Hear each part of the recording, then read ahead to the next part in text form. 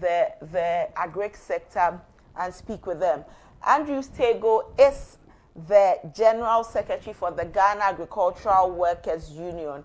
Bismarck Owusu is the President of the Peasants Farmers Association of Ghana. They join us for conversation. Good morning, gentlemen. Thank you for your time. Good morning. Thank you for joining us. Let me start with you, Bismarck, Peasants Farmers Association. Last year was not an easy year for you at all, with the famine, the dry spell in the north and all. Peasants farmers really went through the situation. We are in 2025. Government has released this budget for the year and 1.5 billion Ghana cedis for Feed Ghana project. As the president of the association of the group, how do you receive this allocation to the agric sector? Are you happy with it? Yeah, thank you very much for the opportunity, and good morning to our listeners and my colleague on the line. Let me also make this quick correction. I'm not the national president. I'm the executive director of the association. Thank you. Yeah, thank you so much. Now, back to your question on whether or not we are okay with the budgets. I think, first of all, let me make the point that these are our initial remarks, because what we do is that we will normally do an in-depth analysis of the budget to reveal how well it's going to impact agriculture for the next 1 year. So these are just preliminary analysis based on the little we've read on the budget and then the information on the budget statement that we've seen online. I think that, first of all, we need to commend government for at least keeping to its promises. You remember the NDC manifesto was very clear on the path for agricultural transformation through their agric for economic transformation. So it is, for me, it is refreshing to see that in the budget there have been a provision for that particular program. We also see the allocation of 1.5 billion going into that program. So I think on that score, you have to commend the government on that. Even though we admit that this is their first budget, I still feel that probably as a country, and considering where we are in our development, probably we could have done more as a country. And the government could have actually done more than what they did, even though we have to admit that this is their first budget. The reasons I'm saying that is that, one, if you look at the total appropriation or the total government expenditure for the 2025 year, it's around almost $260 billion or 260 billion cedis. Now, if you take that amount and then you take it as a percentage of what is going to the agricultural sector, that's 1.5, you realize that it's quite insignificant. So, and if you know that as a country, we have committed to a lot of these agricultural declarations and protocols, especially on the CADEP, where our plan, our aim is to have government spend at least 10% of its budget on agric. And to see that for an expenditure of over 200 billion, you are spending only 1.5 on agricultural, the agricultural initiatives. So I think that's something that probably could do better. Okay. I must admit that the 1.5 billion is only going into the agric transformation program. However, we know that MOFA also gets some allocation. We also know that the Ministry of Trade and Agribusiness will get some allocation. We also know that the Ministry of Lands will also get some allocation. But our cursory estimation reveals that even when you add all these allocations, you will still not get up to 10% of the total population. So I feel that on that score, probably the government could have done more. Okay, the government could have done more. Let me hold you and just pick Andrew's initial thoughts. We'll come back and go deeper into the budgetary allocation. Hello, Andrew. Hello, good morning. Good morning, sir. Let's pick your initial thoughts on this 1.5 billion Ghana cedi allocation to the sector. When you listen to the whole budget and you come to the agric portion, does this inspire confidence? Are you happy with what the finance minister presented?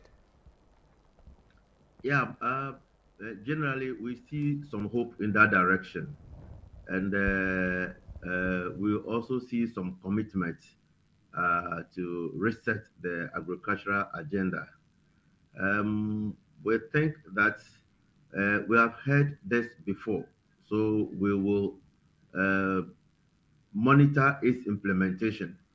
As my colleague had already said, to support agriculture in its entirety, according to the Malabo Declaration, we need about the 10% of the GDP to support. But where we are playing around is close to two, not so we are not up to where we should be to make Ghana an agrarian economy as we claim to be.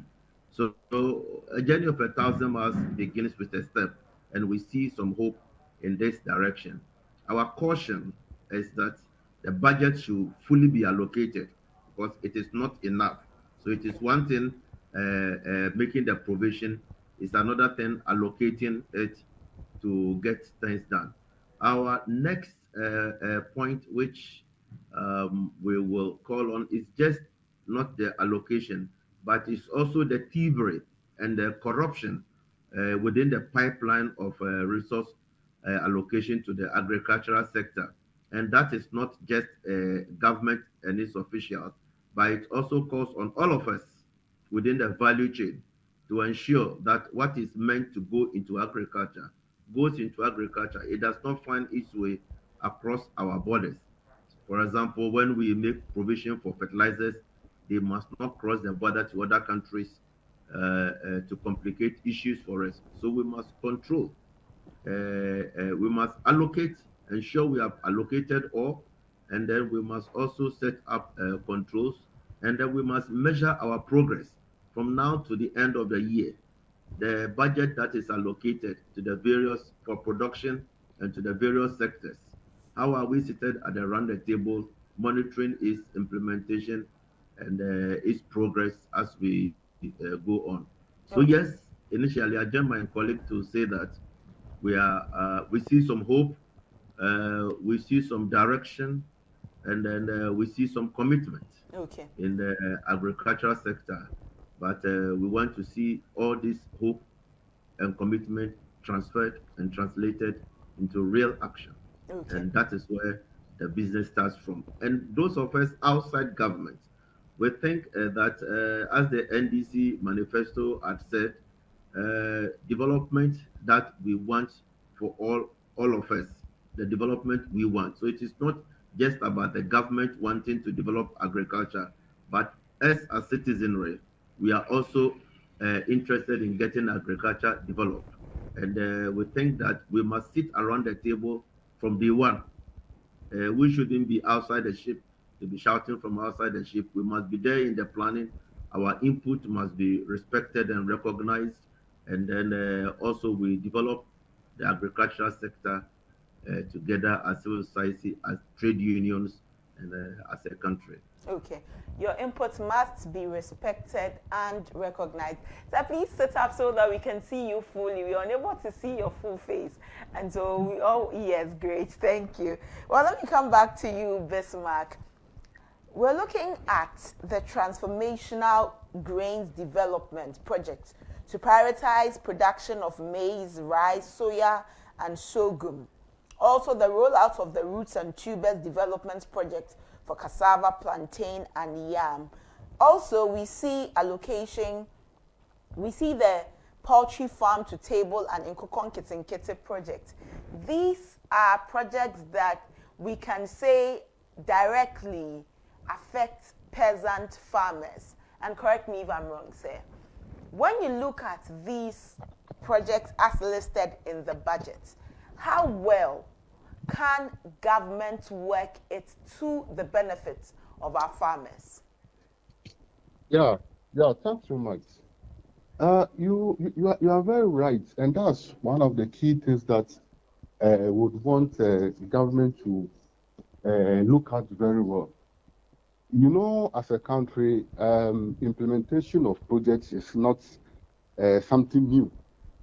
In fact, in recent history, we recall the previous government implementing the PFG, PFG 1 and PFG 2.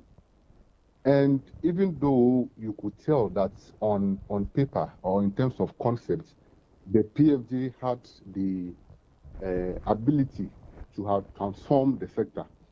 But if you watch how it was implemented, if you watch the corruption that was riddled through the program, if you observe the political manipulations and the rent sinking, that ensured that the program did not actually benefit the right people, but you have politically exposed persons who took advantage of this program and made millions as against the smallholder farmer. Then, anytime you hear of a new project, then you are a bit jittery because you don't know how this project should be run. So for us, the interventions by this government in terms of the grain development program, which we feel is a good concept because you look at our grain production and the fact that some of the times we rely on imports to meet the national demand. And if you also look at vegetables, we all know how much we spend when it comes to the importation of onion and tomatoes to the country. We realize that the targeted approach for these two types of food is key. However, how we will approach the rollout of the program is critical. And that's why we, in meeting with the minister, we informed him that it is important to have a very qualitative approach to come out with a mechanism that ensures that farmers are targeted directly to benefit. And there are no impediments on the way where people who are not farmers will take advantage of the situation. The program allows, if you read the budget, it allows for the procurement and distribution of seeds and fertilizer. And normally that is where the corruption starts. Once there are issues of procurement, there you know people are interested. People who have no experience or no business in agric, people who have no experience or no business in procurement of seeds are normally giving this kind of contracts at the detriment of farmers, and then they procure either low quality or substandard inputs where the farmers cannot even use them. So if the ministry should be mindful about these past and ensure that in rolling out this program, the right people, the right processes, the right procurement processes are followed. And the program is properly targeted to the extent that the local farmer located in the respective communities are those who are going to benefit. In fact, the manifesto talks about the fact that they are supporting farmers to form cooperatives. And the ideal approach would be to go through the cooperative system. That's a system that we support. And we hope that the government sticks to that approach of going through the farmer cooperative or farmer groups, recognize farmer groups who are into the production of these crops. Then it becomes easy.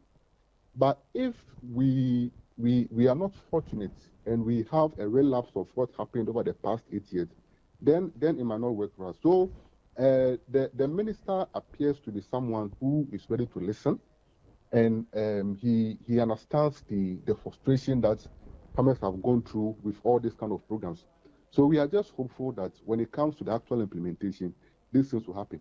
But let me also add that as I'm speaking to you now, there are a lot of farmers in the southern part of the country who are already starting their planting season.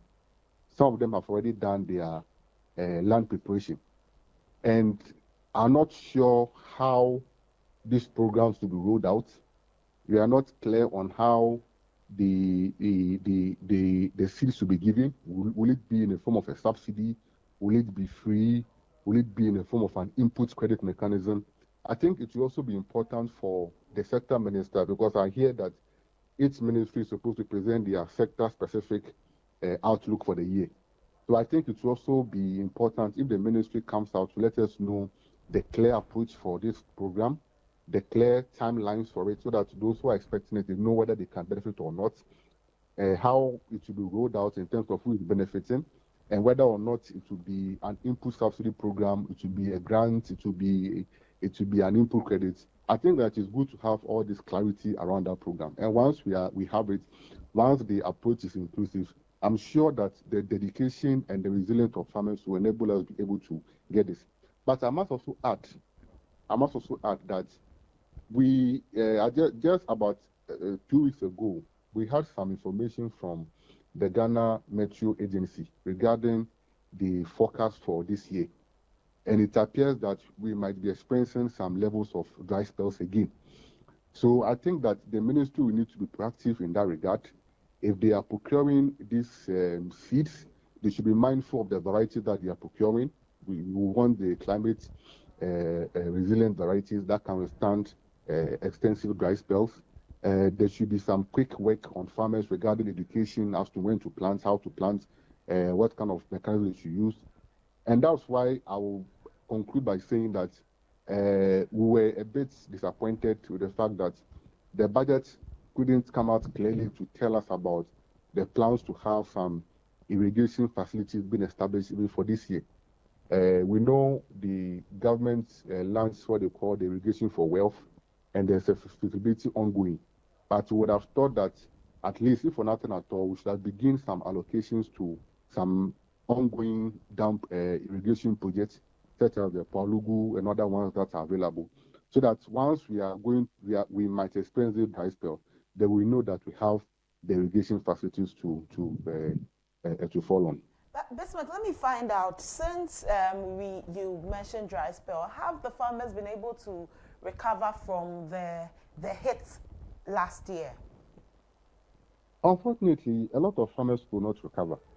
Unfortunately, a lot of farmers could not recover because the kind of impact that the dry spell had on farmers was quite unprecedented.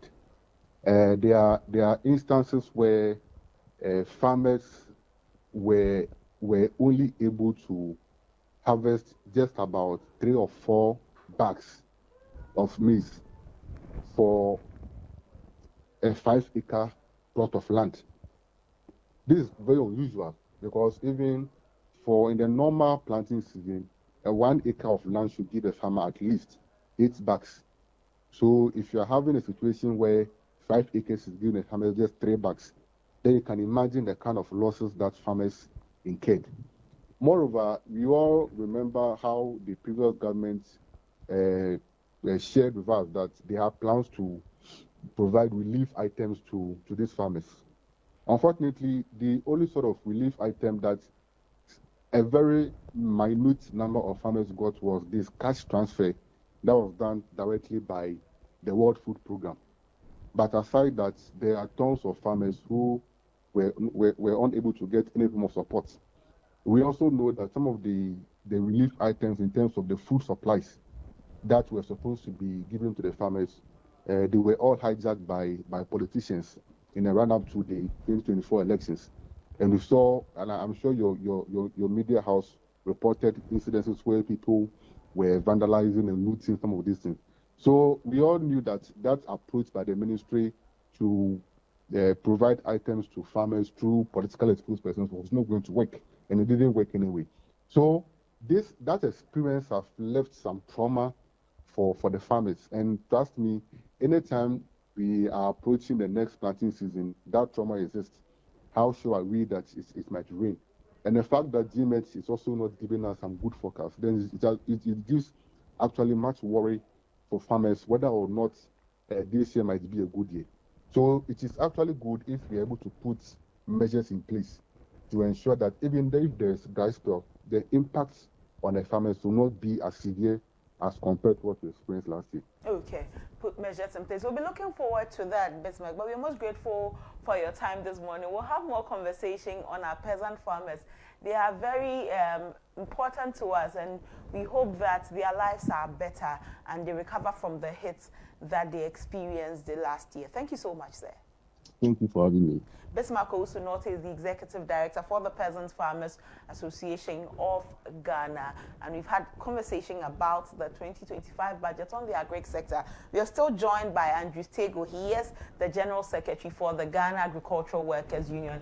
Andrews, let's look at the feed in the industry program.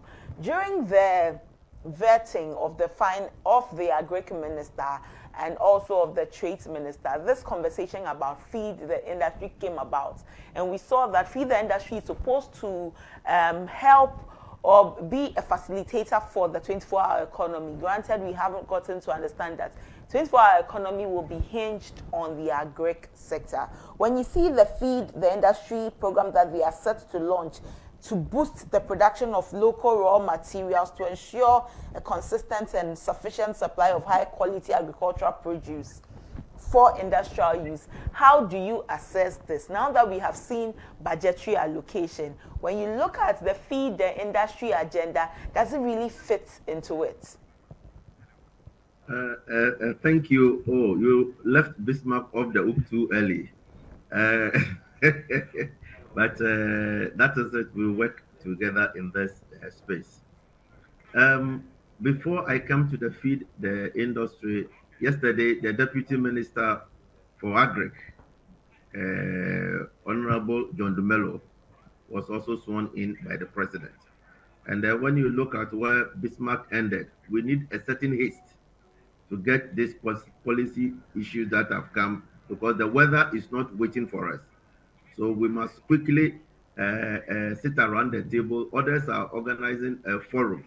We should organize some agriculture development forum to distill, decode, unpack all these policies that are. Andrews, let me hold you for just a moment. We are joined on the line by the president of the Cocoa Cooperative Farmers. Let me welcome him to the conversation and I'll come back.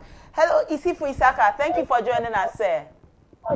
Thank you for the opportunity this morning. Yes, I'll come to you quickly. The General Secretary of the Agricultural Workers Union is making his points. When he lands, I'll come and take your thoughts on our discussion. Okay. Thank you. Andrews, as you were, sir. Yeah, hi, Isifu, how are you? I'm fine. Good. Yeah, so like I was saying, we need a certain haste. Now, the minister is there, the deputy is there. We need to bring all the government policies that are in the budget. We come together, unpack it, look at roles and responsibilities. The weather will not wait for us. Okay. The rain, people have started farming, and the rain is beginning. So let's see what we can do as quickly as possible before we drought because of processes. Now, direct to your question, when you look at the feed the industry program in totality, and one of the policies I love so much about this current government is the 24-hour economy. And for us in agriculture, we are defining our own 24-hour economy. It is all year round farming. It is a market for farm products. It is not business as usual. Agriculture is business. So farmers must treat agriculture like business. And we see that opportunity in the 24-hour economy. And the 24-hour economy is about 70% hinged on agriculture. And for us, that is why we need haste. For the 24-hour economy to thrive and work, we must prioritize the agriculture models that have been established in the budget. Now let's go to the feed the industry. We are expected to grow for 3 reasons. Food, 1, to end hunger, 2, to achieve food security and food sufficiency, and 3, to provide nutrition, basic nutrition for our people. Now, inherent in this is a feeding industry. Now, feeding industry, a lot of importation have previously been done. Everything we do, we import. Everything we do, we import. And this is an opportunity for us to produce and then supply to industry to create jobs. And I think that we should look specifically at this area, and not just the area. Once we produce to feed industry, and industry develops goods and commodities for us, one of the things we have recommended is that the agriculture sector, in terms of its agribusiness and in terms of its marketing, must link to our consuming institutions in Ghana. So, for example, the government of Ghana has increased the school feeding program grants by a certain margin. Right. What is the money going to buy? Where are they going to buy them? And what procurement processes will they go through are important. One, we think that this increment must be linked to production patterns in Ghana, so that the school children must consume maize that is coming from our own farm, so that we are not importing maize for our children. Our school children must consume rice that is coming from our rice farms, so we are not importing rice. Our school children must consume the oil palms that come from our own industry, so that we are not importing those things. If we connect this to local consumption, we will be providing sufficient guarantee for producers of food crops, that when they produce, there will be the ready market for it. Okay. And government's own money goes to buy it before we as individuals go to buy that. Okay. Once these connections are established, not only in the school feeding program, but also the military, the police, the prisons, all who are consuming food, we must make sure. I like it when the minister came to parliament with a bag that he says is manufactured or produced in Ghana. I liked it, and it's a good sign. We must all start wearing Ghanaian local dresses. We must start with it. Those who are pushing for consumption of Ghana must not be wearing certain clothes that are not coming from Ghana. They must show that by example. We must change our dressing architecture. We must change the things that we do. We must reset. This is what the reset means for all of us. So within the food feed the industry program, we are seeing a lot of different dimensions to it. And we think that you mentioned seed. We are of the view that our research institutions that under the CSIR, the seed production divisions of Ghana Cocoa Board, the other seed units have the capacity to produce seed for development of our agriculture. Okay. And we think that these areas must also come into play when we are distributing resources. Seed is key for the development of agriculture.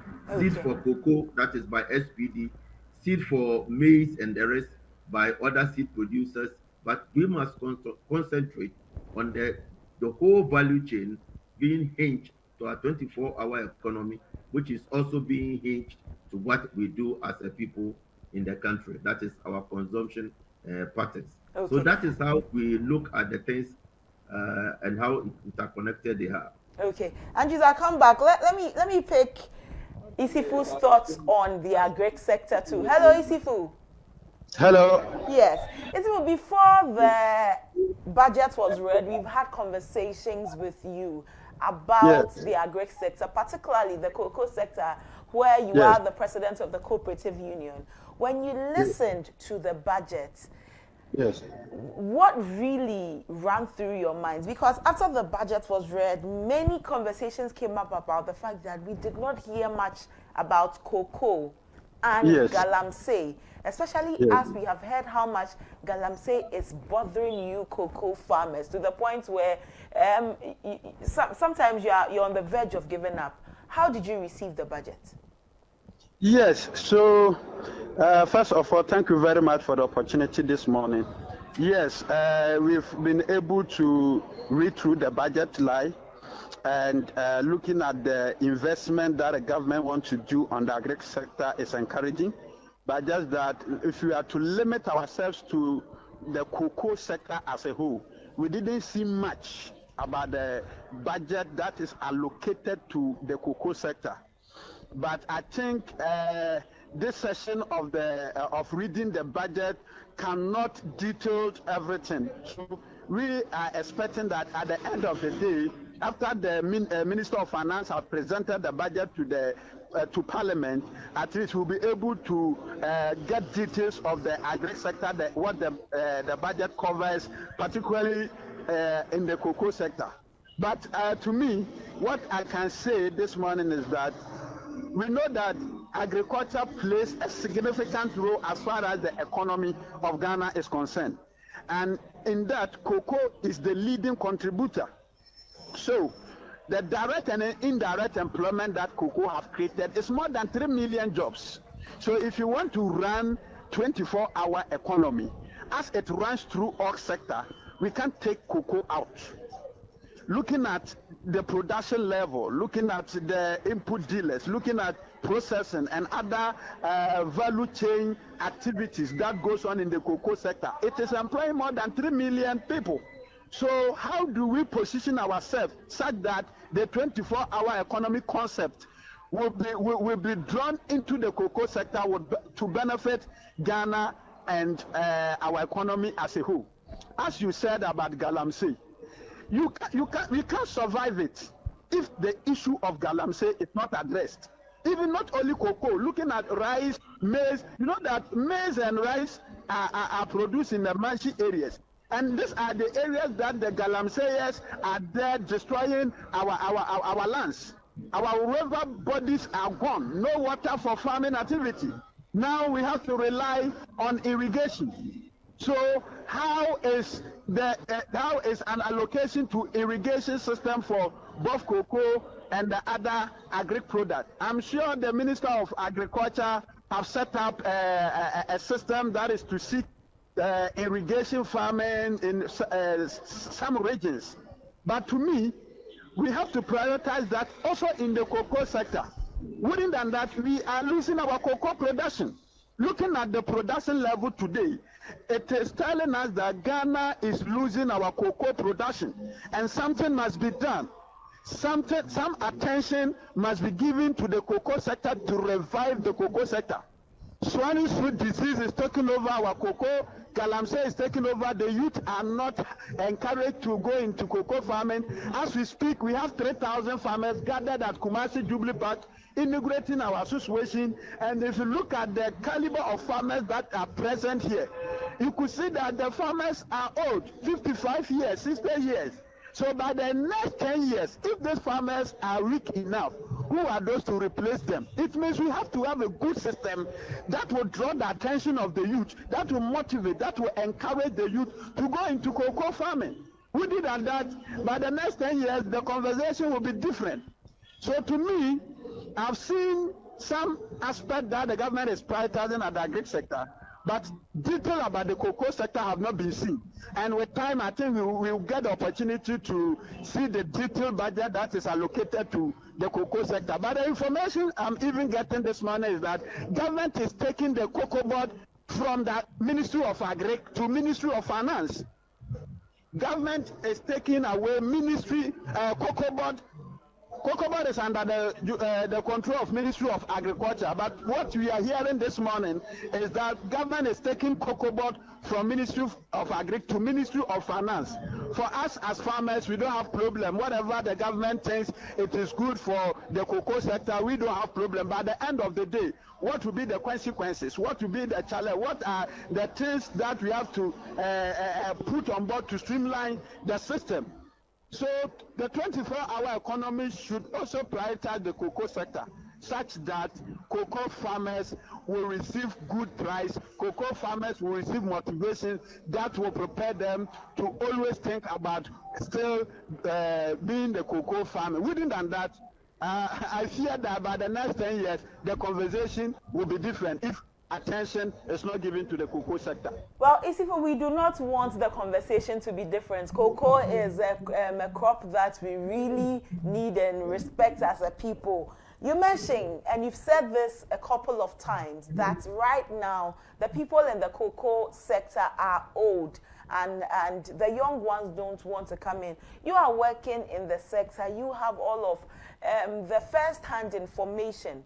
What government is young, is just 2 months into the term. What can government begin to do now to draw the young people into the sector, to make it attractive to them, so that it is not what their parents have been doing over and over again? Yes, so what I would recommend is that access to lands. Government should work such that the youth will easily get land to do cocoa. Within that it is very difficult in Ghana today to access land. Looking at the traditional leaders, the system that they put in place, the customary system around the land acquisition and the rest, is pushing the youth away from accessing land. So if government can get a system such that land accessibility becomes easier for the youth, I think that if that attention is given, the youth will be encouraged to go into cocoa farming. Secondly, about pricing. Looking at the price of cocoa today and looking at what our fathers and our grandfathers have gone through and looking at the system, you could see that the price that we give to cocoa farmers are not enough. Looking at the cost of living today as we speak, because of galamsey, the cost of food have gone high in the various cocoa growing communities. And galamseyers, farmers are competing with galamseyers to buy food.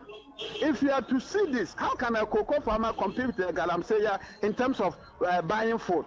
So it means that the government have to make sure that the price of cocoa is encouraged enough. Today, as we speak, cocoa is trading around $8,300 at the international market.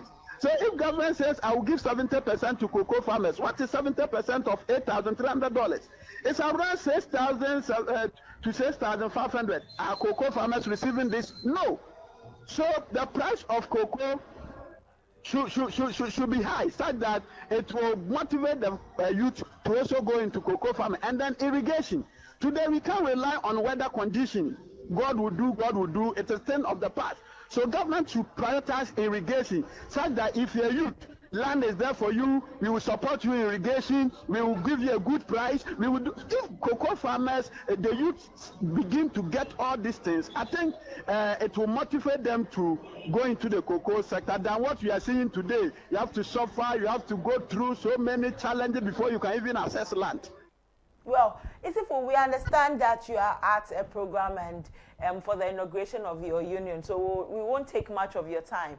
Finally, give us an overview of what is happening at Kumasi today, so that we all can appreciate what our cocoa farmers are doing there.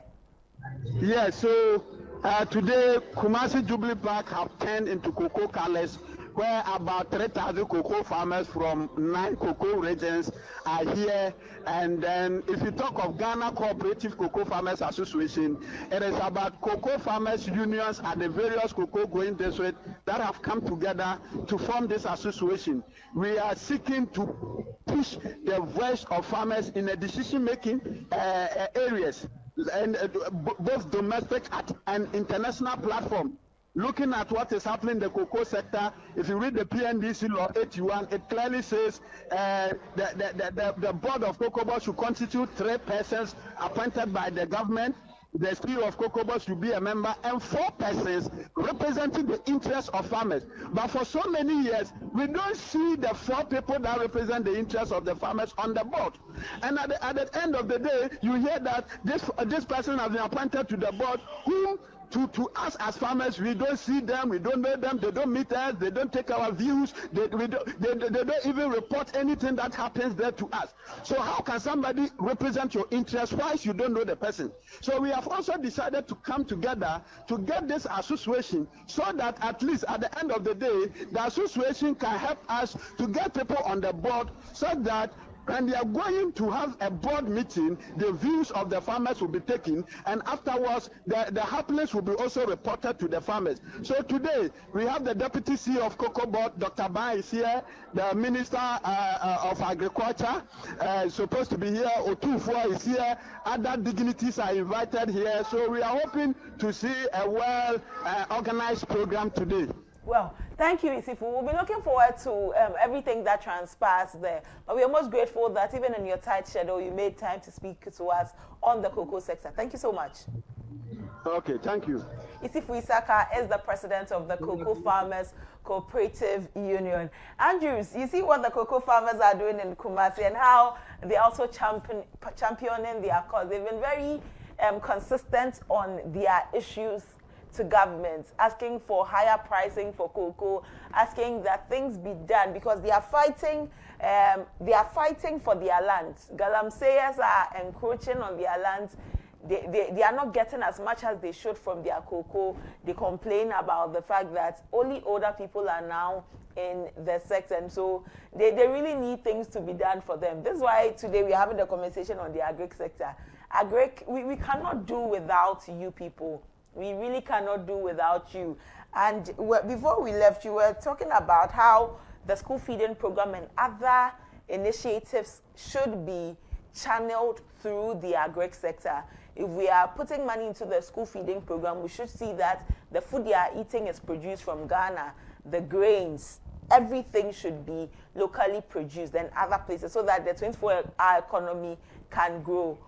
In that vein, how can the Ghanaian cocoa farmers, the Ghanaian farmers, find a lot of pleasure in the work you are doing? Because for so long a time, anytime we talk about farming, there's a certain stigma around it. For some reason, we denigrate our farmers. We see them as people who did not have any option but to enter into the field or the sector they are not learning. We do not accord them the respect we ought to accord them, looking at how much you give to us as a people. And so what really can we do the more for you? Thank you. You have raised a very sensitive issue. That is recognition of those of us who are in agriculture. Look, even in the university, when you go and then you are offered a course and they say it's agric, and then everybody thinks that you are going to become a farmer, and then you lose a lot of things just because you are taking a course in agriculture. I don't want to share my experience at Lagos, but then when you look at food crop farmers in Ghana, they are classified amongst the poorest, and they are living at areas that is hard to reach, with services are not getting to them. The road infrastructure is bad. So it makes the whole agriculture space look as if a group that has been marginalized and they are the poorest. But when you look at the first profession God gave to man in Genesis, it's agriculture. It says Adam and Eve should till the land. So agriculture that God gave to man is the first job God gave to man. It's prestigious and it is honorable. And if you are eating today, as we speak now, you should thank a farmer. Somebody sacrificed for you to take breakfast and you are waiting to take your lunch today. You should thank a farmer. From ranges from tilapia. The tilapia we are having on Lake Volta, it takes the hard work of fishermen there to navigate through the storms and bring us the tilapia that makes us happy in the cities. So we must appreciate that look at the cocoa issues. There are cocoa farmers who have never tasted chocolate, or their children are in school and they are not eating chocolate. But chocolate on the 14th of February brings lovers together in Valentine. So we even call it Chocolate Day. Chocolate, they go to the cocoa farms and see what happens there. So we need to reposition agriculture and give it the right place it deserves. When you mention a farmer in other jurisdictions, you are talking about the rich man. You are talking about the respected man. Same is not so in our jurisdiction here. So these are things that we must work on.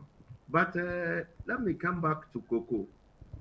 Cocoa is in crisis. The sector is owing so much.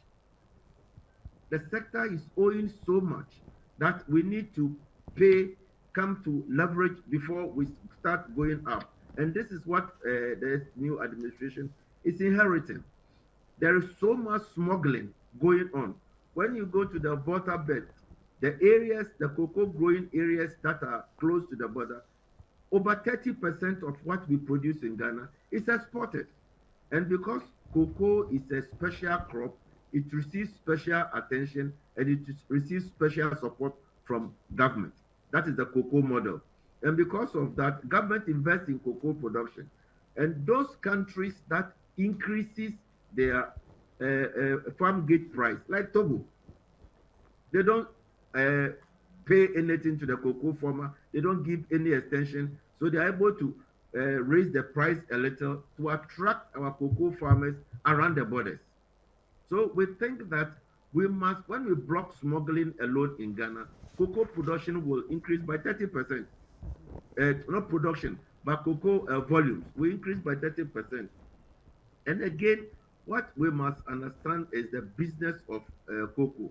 Look, now as we sit, cocoa that we are producing now have been sold already. We call it forward sales. So when you sell, the prices that were cocoa was sold for in the last 3 years is the price that will be what is determined, used in paying the cocoa farmer. Now the world market price is over 8,000. It even went up to $11,000 per metric ton. Now it's coming down to 8,000. But we sold ours between $5,000 and $6,000. So when government is calculating what much to pay the cocoa farmer, it will use those figures. And we should do more mathematics to attract our cocoa farmers to let them sell here. It's a big challenge, but it's a thing we must do to keep smuggling, to stop our farmers from crossing the border. You know, unfortunately for us, there are cocoa farmers at the border towns. A part of the farm is in Ghana, a part of the farm is in Togo. So when the farmer harvests, when he looks at the price, he just moves to the right or to the left. So that's why I'm saying that the government must do some financial re-engineering to solve this smuggling problem. And one of it is looking at the price of cocoa again. Although our cocoa had been, the forward sales method is what we used, and we are calculating per that. And again, we are seeing the decline in the galamsey, especially in the forest reserves. Some about 10 or 11 areas have been closed. Hello, Andrews. Well, we seem to have lost Andrews. We will establish contact. But then, okay, we can hear you now. We lost you for just a moment. So whatever we have to do to stop the galamsey, we in Gawu and the trade union, we know we nearly went on strike last year on galamsey. We have not aborted that mission. It's just that this time we are zooming down on the galamsey. You know, we got trapped in the political things of last year, so we had to abort some of the things we were doing. But now we are going to focus on the communities where it is being produced. Galamsey is going on, and we are looking at those people who are behind galamsey there, whether they are current government officials or they are past government officials. It is not good for any of them to be involved. And we are saying that Ghana has a lot of reclamation to do. They should not use my money or your money, which is taxpayers' money, to do. Those who benefited from galamsey, we know them. Call them back and let them come and pay for the reclamation. The damage that they did, they must be responsible for it. We shouldn't use taxpayers' money. I never benefited in galamsey. You never benefited. So when we pay tax to government, we expect it to be used for the 24-hour economy. We expect it to be invested in the school feeding program, not to do galamsey land reclamation. Okay. Those who did Galamsey must pay for it. We know where all the contact people are. Bring them back to come and pay. So All right. that is and I think that when it comes to the cocoa sector, we have the machinery. When you look at the cocoa has its own extension service called CHED, Cocoa Health and Extension Division. They are at the grassroots supplying extension services to cocoa farmers. Cocoa farmers have their own, cocoa board has its own seed. It's called Seed Production Division. And we are where these groups are working. So we have structures to do cocoa. We must take away the corruption, the pilfering, and the rest which have been associated with it. And I think that Randy and his team are capable of doing it, and we must give them all the support to revamp the cocoa industry. Right. Finally, before I let you go, then Cocoa Nkete is a project that government is has a lot of interest in. During the campaign, the president spoke about it. Even in his State of the Nation address, he mentioned it again. What can we do to make this project in Cocoa Nkete poultry farm to table a sustainable one beyond the lifespan of the government?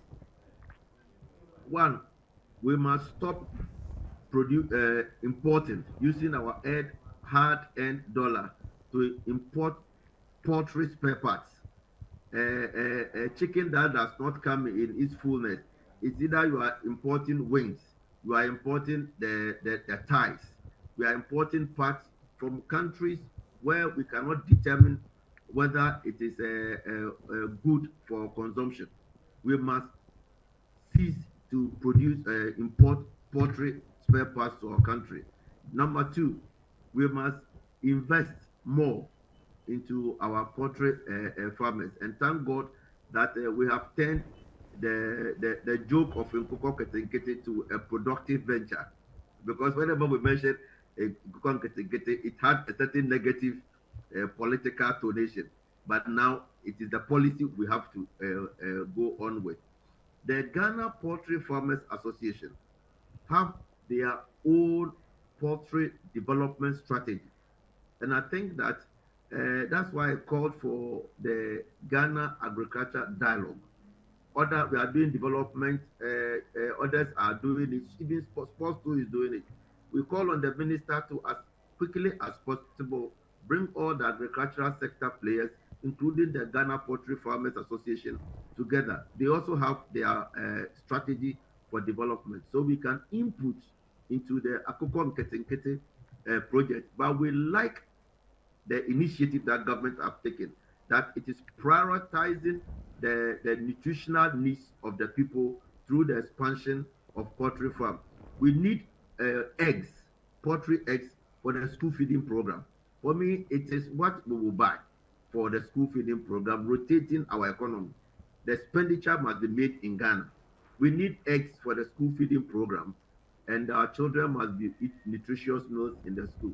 So government, a Cocoa Nkete program is a good one, and then we should look at it, dovetail it into individuals who also want to go into poultry farming. Today, most of us in the formal work are looking for alternative livelihoods. And I want to go into poultry farming. Many individuals want to go into poultry farming. Poultry, ABCD of poultry farming must be made easy for people, ordinary people, to also enter into that venture. And that is what will grow the industry. We are not going to sit down for somebody to develop agriculture for us. We will participate as citizens in the development of agriculture. And that is the message GAWU had carried to all its agricultural establishments. And let me not leave you without saying this. Now, in the 24-hour economy, we started preaching it as GAWU before government also took it up. Our 24-hour economy is water for farming all year round. That is one. In the rubber industry in Ghana, that is in the western region at the Ghana Rubber Estates Limited, we advocated for the company to expand employment of the people around. So the companies there invested in infrastructure to accommodate more workers, to triple its employment. By the time it finished investing in the infrastructure development, the rubber raw material that they will use to produce as a resource material for the company, now individuals are buying the rubber materials and selling to others. And the individuals are predominantly not even Ghanaians. They are foreigners who are buying our rubber because our rubber is quality and selling it at its crude stage. So because of that, GREL is not able to produce or operate at its maximum. If it's able to operate at its maximum, it can employ 3 times the current capacity it has. So GAWU is advocating that government of Ghana should immediately cancel the policy of individuals who buy our rubber in its crude stage. So Ghana can process its rubber and we have the capacity. So we should stop and cancel any policy that allows individuals to buy it and sell it so we can employ our own people within the 24-hour economic program. Okay, we're most grateful to you, sir. Thank you so much for your time this morning. Thank you very much too, and our GAWU is always ready to be with you. Thank you. Andrew Tego is the General Secretary for the Ghana Agricultural Workers Union. Earlier, we were joined by Isifu Isaka, the President of the Cocoa Cooperative Union of Ghana, and Bismarck Owusu-Norte, the Executive Director for the Peasants Farmers Association of Ghana. All of the conversation has been about the budget, 2025 budget, and its allocation to the agric sector. We've looked at the agric sector as a whole, the needs of the sector, what can be done to better boost production in this sector, make the lives of the stakeholders in the value chain easier. These people are doing so much for us, and we cannot be grateful enough to our agric persons, our farmers, everybody in the value chain for the work you do for us as a nation. Thank you so much. We appreciate you so much.